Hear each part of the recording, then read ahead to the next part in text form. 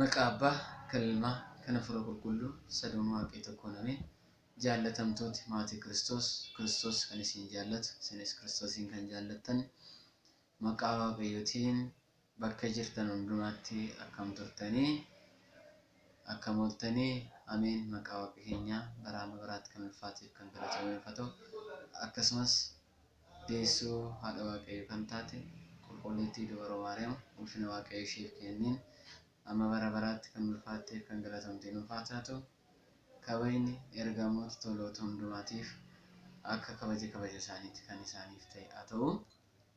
Egaan chaanaliin kun Firiisaat Oromiyaa Ortodoksiidha. Kaayyoon Firiisaat Ortodoksii Oromiyaa faarfannaa afaan Oromoo xiyyeeffannoodhaan miidhagoo ba'aa jiran beeksisuudha. Akkasumas namoonni faarfannaa kana dhaggeeffatanii ittis gammaduu ittiinis fayyuu wantoota danda'aniif karaa yuutuubii kana chaanalii kana kan inni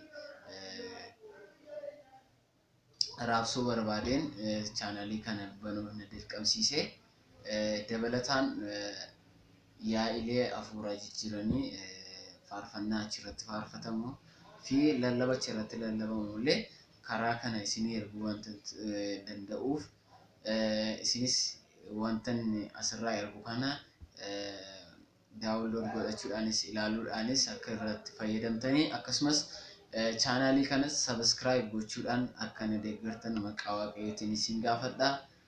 Maqaan koo Diyaaqoon Daawit Firiisaat Dirribaa jedhama yookaan Diyaaqoon Daawit Dirribaadha. Akkasumas godinni tajaajilu godina Wallagga Lixaan jiraadha.